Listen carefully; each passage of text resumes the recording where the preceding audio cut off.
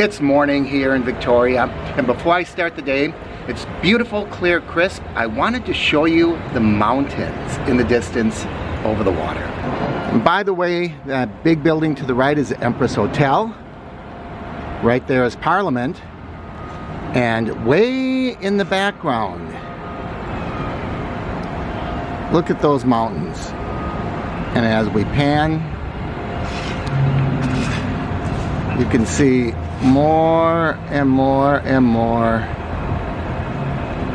of the beautiful Canadian mountains there. Isn't that a gorgeous thing to wake up to in the morning? We see more mountains off in this direction.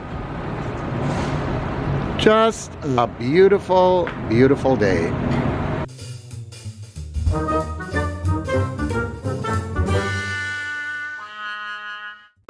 Now I'm used to seeing deer back home in Wisconsin, you know, going through fields, and occasional one might pass through your backyard. But here in Victoria, the deer literally walk down the sidewalks. It's not uncommon. I've seen that several times already in the few days I've been here.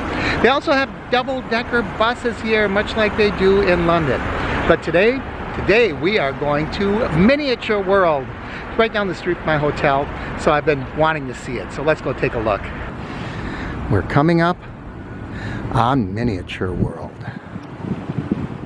It proclaims itself to be the greatest little show on earth. Now I was told the first room is the space room. And this really looks like you're out in space. This is an unbelievable illusion. The illusion of depth here is just incredible. And I suppose this is nothing, just to give the feel that maybe you're on a spacecraft. And then you come to this. Wow.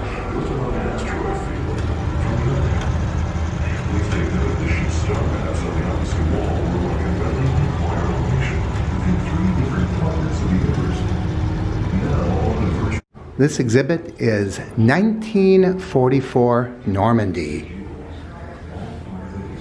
Wow, look at the detail. How long does it take to build something like this? This is absolutely amazing. The smallest operating scale model transmit and a smaller scale buildings for the background. This diorama utilizes several scales to increase the image of printed and hand-painted. Now you might hear that there are descriptions going on and narrations in the background. We're certainly not going to be able to listen to most or maybe any of those because there are over 85 dioramas here. It would be a 2-hour video, but we're going to look at many of the highlights. This is far cooler already than I thought it would be. And here is the American War of Independence. This is Western France, August of 1918. So we're looking at a lot of different wars here, of course, is World War I. The Battle of Britain had begun. And now we jump all the way into the early 1800s. Chelsea in June of 1815. You feel like you can walk right into this. Germany, 1945. This is huge. This is probably 6 feet deep and maybe 7 or 8 feet wide. Wow.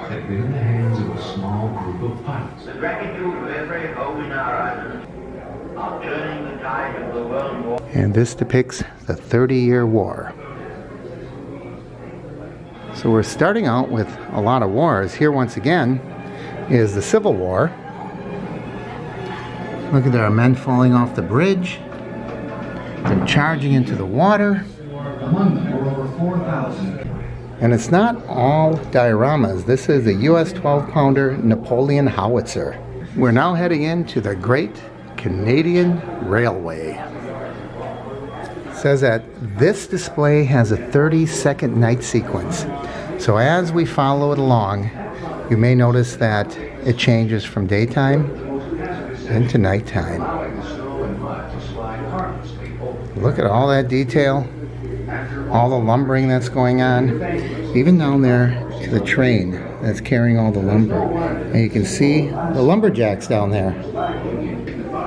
Canada was now truly a country. Stronghold of English Canada. And now with the railway from coast to coast, at this time in history, and look at that, there's a long, hearty film playing. This is the smallest operational sawmill in the world. And they had a long video presentation showing every one of these tools. And look at that. There it's cutting it into small little 2x4s. This one shows a log being split and so on. This is a continuation of that railroad that was going through the mountains on the other side. Yale, BC was the focal point for the railway for years. Here's the end of it. It's supposed to be Maritimes 1915. This is called the Enchanted Valley of the Castle, and it has famous castles from all over the world. Down in front, it actually tells what each castle is. After the infamously advanced towards the borders of Germany. I don't know if you caught it, but there's a little cable car going up and down there. And even house by house. Yeah. In the wake of this long advance, towns were turned to rubble. In March, the Allies crossed the Rhine into the halted German opposition was faltering. All a cruel sight, and just wanted the war to end. With all hope of winning or even, there would be shocking revelations. And here we have miniatures of the air. Really well done. You can barely see the wires that are holding them up. Now we move into Frontierland. The cowboys are riding round and round. Here we can push what we want. Fort Whoop-Up, the beginning of Pioneer Town, historic meeting, and the Buffalo Jump. Became our modern city. Let's start with Fort Whoop-Up. While men still mucked for gold in California. Look at them forcing the buffalo over the cliff. And now we're moving into Fantasyland. Oh, it's Santa's workshop. Look at all the elves and the reindeer. There's deer everywhere. Jonathan Swift's, you could say that Lilliput was the original miniature world. So this is Gulliver's Travels, and this is Lilliput. Actually measuring 8 feet by 10 feet. Kind of the original miniature world. The old woman in the shoe. She's spanking one of her boys. And this is Jack and the Beanstalk. See Jack there? No, I think that's the giant coming down. I don't suppose that's Jack. Jack is probably chopping down the beanstalk back there. Snow White and the Seven Dwarves. And down here, a couple of skunks are coming to visit.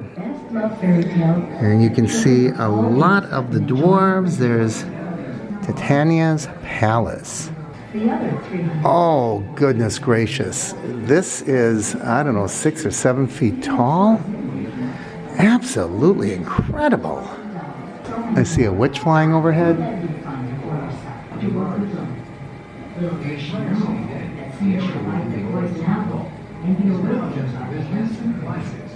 This place goes on and on. I'm going to have one heck of a time editing this video because there's so much stuff here. This reminds me a little bit of Peter Pan at Magic Kingdom as you look down on London. In that exciting turn was a teenager. Jonathan Swift, that day, was writing his piece in London in 1660. And here is more modern London. Looks like it's about the 1950s, 1960s maybe.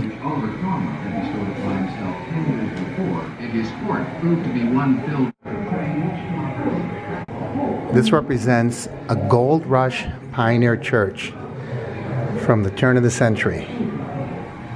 That's interesting the way they cut out the roof so you can see all the parishioners inside. It says this is the Amstel Hotel entrance hall. Let's see what happens.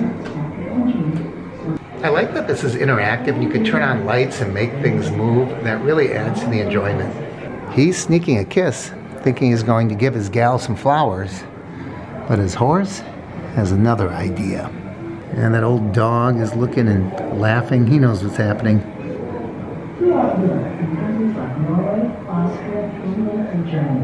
And here's what's going on behind that old cowboy. You can see all the rooms inside, including the staircase going right down the middle. Years of collecting, of research and study, 3 years of construction work. I see another button. Now let's see if we can get the merry-go-round to work.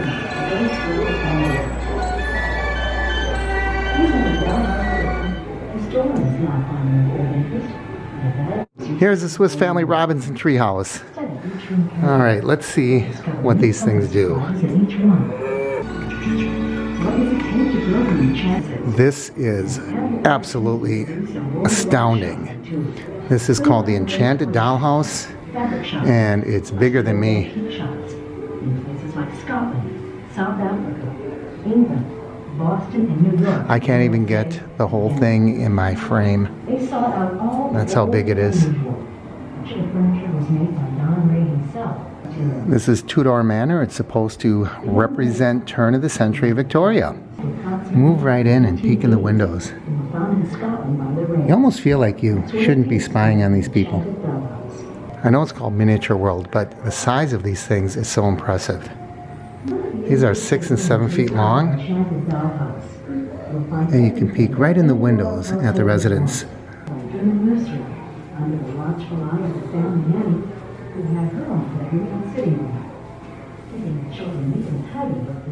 Here's the world of Dickens.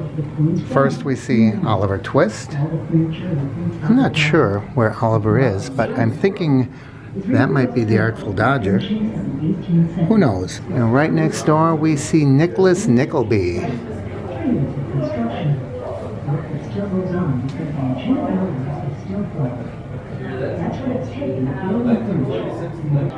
Circus World. We've been to the real Circus World in Bearville, Wisconsin. Now we get to see it in miniature. It says this is a winter headquarters in Florida. And I don't know if this is supposed to represent a real city or just a generic city with the Circus Museum heading right down the center of town. Here's a sideshow. You see they have Chang and Eng Bunker, the Siamese Twins, Professor Pyro. The sharp Midway game operators. Another standard attraction of the Midway was the sideshow. A little tamer these days, but just as much of a thrill for the whole family. However, it has a mighty strong appeal. Strong enough to build a stupendous and all-overshadowing Wild West show? You bet. Probably the most memorable was Buffalo Bill's Wild West Buffalo Bill. His famous Wild West show toured all over the U.S. and Europe. And here the police caught a convict. We're half a continent away, but all of these wagons you saw in my Circus World Museum video. We saw them live and in person. All of these wagons are in my Circus World video. Well, this isn't a miniature. This is almost as big as me. Let's watch Arthur pull Excalibur from the stone. The quest was complete. There he goes. He's now the king. And there in the corner looking on, we see Merlin. They say this is it. I ain't buying it. And this is the whole story of King Arthur. When I pushed that button, it opened the secret entrance to Merlin's world in a big old trunk.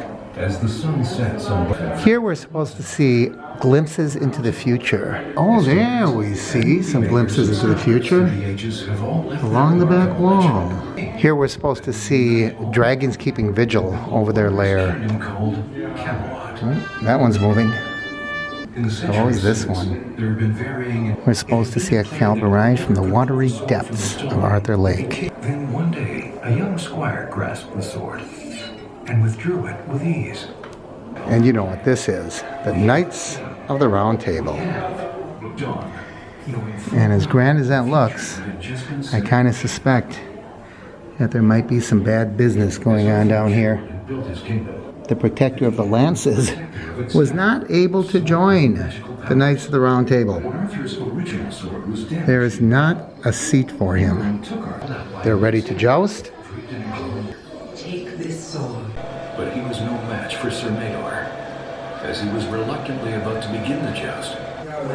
This is Lancelot and Guinevere. Life is at an end. You must return it to me. This you must... Now this is the kingdom of Camelot, and we're supposed to see other things happening. I think I can see the water wheel turn. If I push this button, there it goes. See that water wheel there? I did that. I made that happen. Okay, let's see that gate close. Even you, Morgana, will remain I did that. unscathed by the coming conflagration. Back at the castle in Camelot, Arthur has convened a meeting of his most trusted knight, Camelot, one of Uther's long-standing allies. There it goes. Grass was Guinevere's father, and upon her marriage to Arthur, the Round Table became his. Now watch the flags. As the There they stories go. of the great king and his kingdom traveled far and wide. Look how much power I have. I can rule all of Camelot. And here is the Holy Grail. Swear allegiance to. I always wonder what it looked like. Soon, There you have it. Lancelot would become Arthur's most trusted and capable knight. Arthur would invite him to take his rightful place. The death Often of Arthur. They went unnoticed by most, including Arthur. And Excalibur has his name on it. It says Arthur. Lancelot. That was a fun visit. I particularly enjoyed the end where they narrated the story of King Arthur and Camelot, and then you could follow along as you looked at the miniatures. I hope you enjoyed our visit to Miniature World in Victoria, British Columbia. As always, I encourage you to like and share the videos. Please give me a thumbs up, leave your comments down below, and if you haven't already, please subscribe. Thanks for watching. I'm Mark for the Average Bee Channel.